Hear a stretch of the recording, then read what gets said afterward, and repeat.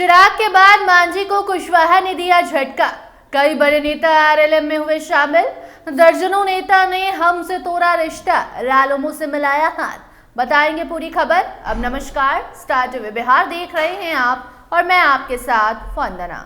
उपेंद्र कुशवाहा ने पहले चिराग की पार्टी को तोड़ा और अब जीतन राम मांझी को भी तगड़ा झटका दे दिया है।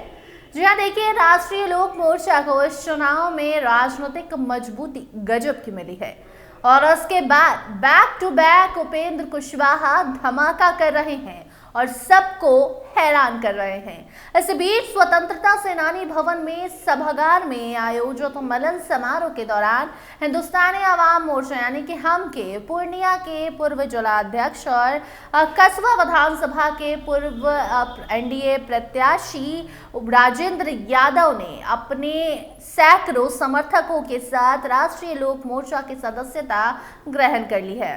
पार्टी की सदस्यता उन्हें राष्ट्रीय लोक मोर्चा के राष्ट्रीय अध्यक्ष, भारत सरकार के पूर्व मंत्री और राज्यसभा सांसद उपेंद्र कुशवाहा ने दिलाई।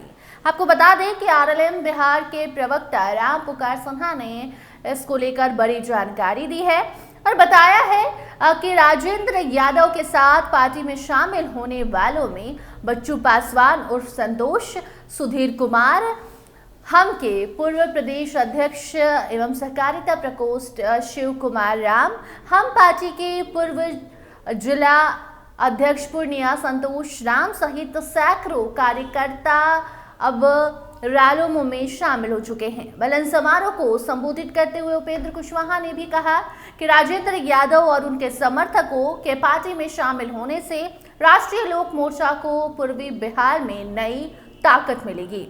उन्होंने ये भी कहा कि विशेष रूप से पूर्णिया, कटिहार, किशनगंज और अररिया जिलों में पार्टी का जनाधार और भी ज्यादा संगठनात्मक तौर पर मजबूत होगा और पार्टी आगे बढ़ेगी।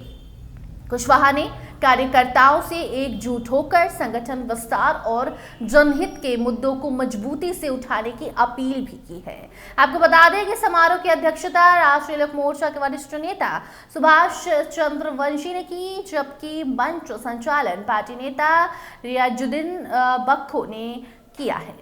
कार्यक्रम में बड़ी संख्या में कार्यकर्ताओं की मौजूदगी ने रालोमो के लिए इसे एक अहम राजनीतिक संदेश के रूप में स्थापित कर दिया और अब जीतन राम मांझी की टेंशन भी उपेंद्र कुशवाहा ने बढ़ा दिया है।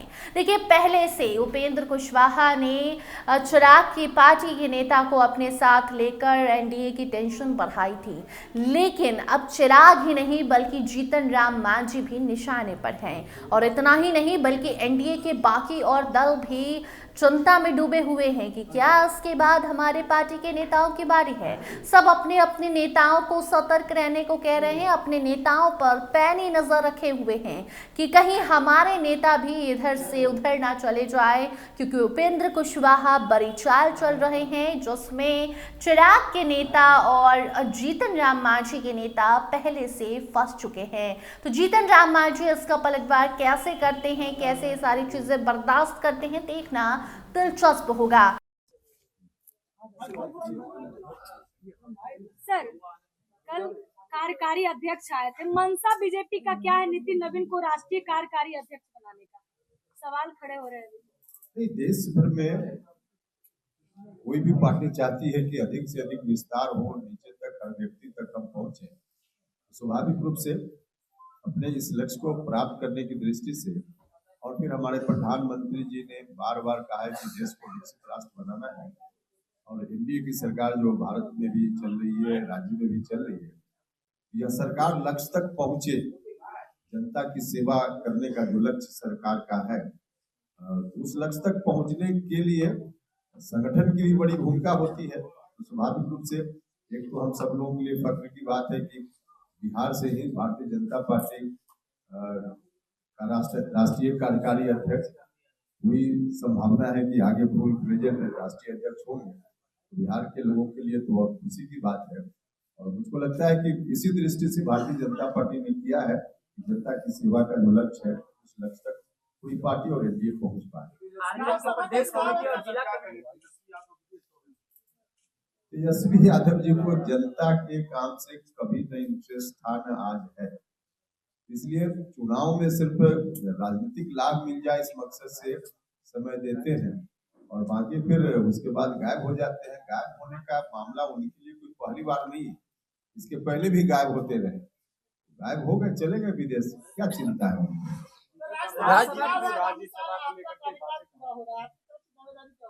हमारी कोई दावेदारी नहीं भैया।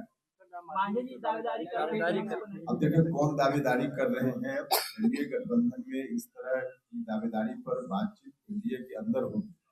हम सार्वजनिक रूप से ऐसी बातों पर हमने न कभी चर्चा की है न अभी हम चर्चा करेंगे। एनडीए के कई लोग कह रहे हैं कि राजद से कई विधायक छूटकर एनडीए में आने की तैयारी कर रहे हैं। क्या करें? एनडीए के कई लोग कह रहे हैं कि राजद के कई विधायक जो है वो खरमास के बाद छूटकर जो है एनडीए में आने की तैयारी कर रहे हैं। देखिए स्वाभाविक रूप से महागठबंधन में जो लोग भी कुछ संयोग से कहीं कहीं जीत गए तो उनको जनता का भी प्रेशर होगा और फिर उनको अपना भविष्य भी आगे। तेजस्वी यादव जी जो उस गठबंधन के नेता है वही गायब हो जाते हैं, उनको लगता होगा कि आगे भी भविष्य हमारा ठीक नहीं है। वैसे लोग घर से इधर आ जाए तो इसमें कोई आश्चर्य की बात तो नहीं होगी। बीजेपी कोटे से पवन सिंह को ऐसा भेजा सकता है, इसको लेकर आप ये इसमें आप और हमारा कहाँ सवाल है? बीजेपी का सवाल है, पवन सिंह जी का सवाल। सर इस मिलन समारोह में तमाम जो आपके विधायक है जो पटना में अवेलेबल है ये कोई जरूरी नहीं है कि विधायक सब कार्यक्रम में, ऐसा थोड़ी जरूरी। आरएलएम की प्रदेश कमेटी और जिला कमेटी भंग की गई थी, कब तक संगठन? हाँ हो जाएगा, खरमास के बाद हो जाएगा। सर जिस तरीके से सरकार पर आरोप लगता रहता कि निजी कंपनियों का हाथ में दिया जा रहा है देश को और बिहार में भी निजी कंपनियों के हाथ में नगर विकास विभाग में नगर निगम की जिम्मेदारी दी गई, एजेंसी टैक्स वसूलेगी, इसको कैसे देख रहा है? देखिए आप सारी चीजों को कोई प्राइवेट हाथ में किया जा रहा है ऐसा नहीं है। जहाँ जरूरत के हिसाब से आवश्यकता है वहाँ किया जा रहा है। सरकार अपने हिसाब से काम कर रही है, इसमें कोई ऑब्जेक्शनेबल चीज नहीं। अब इसमें हम क्या बताएं, हम तो चाहते हैं कि एंट्री हो जाए, लेकिन कब एंट्री होगी, नहीं एंट्री होगी, कैसे एंट्री होगी, हमारी पार्टी का मामला नहीं, कोई और पार्टी का मामला है। हम तो अभी भी कर रहे हैं, कि एंट्री हो जाए। आपने कहा था सर कि बड़ा नुकसान हो सकता है समय रहते अगर ये फैसला नहीं लिया गया, संभावित नुकसान। इस बात पर हम अभी भी कायम हैं।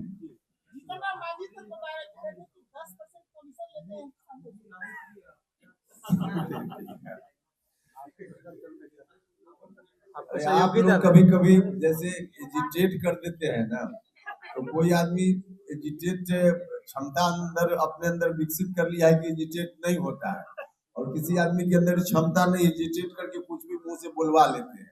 तो बुलवा लिए हैं आप लोग, और क्या है? ये तो खुद कह रहे कि हम बहुत बर्दाश्त किए, पार्टी में रह के हम बहुत बर्दाश्त किया, वो क्या बर्दाश्त किए? नहीं, क्षमता किसी में भी नहीं रहती है। क्षमता धीरे धीरे आदमी विकसित करता है। कोई विकसित करने के दौर में है, किसी ने विकसित कर लिया है। विधानसभा चुनाव को लेकर जो बात उन्होंने कही, जो बयान उनका आया, वो भी इरिटेट होकर नहीं, वो बयान तो बहुत ही ऑब्जेक्शनेबल। भारत सरकार में मंत्री हैं, बिहार के मुख्यमंत्री रह चुके हैं संवैधानिक पोस्ट पर, और जो काम हो ही नहीं सकता, पता नहीं कैसे मुझको लगता है कि अपने कार्यकर्ताओं के मनोबल को बढ़ाने के लिए उन्होंने बयान दिया होगा, वरना ऐसे कैसे हो सकता है कि कोई अधिकारी किसी को चुनाव जितवा दे।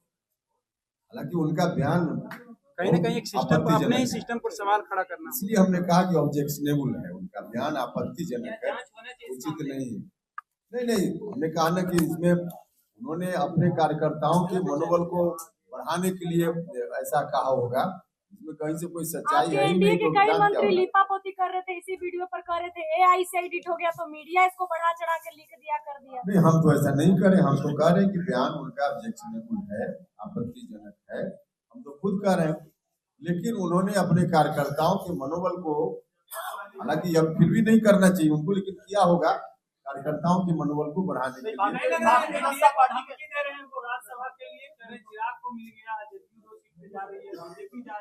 हमने कहा भैया कि आप कुछ भी कीजिए, सवाल आप 100 तरह से कीजिएगा, जवाब मेरा वही होगा। मुझको समझ में आ रहा है कि आप मुझसे क्या करवाना चाहते हैं।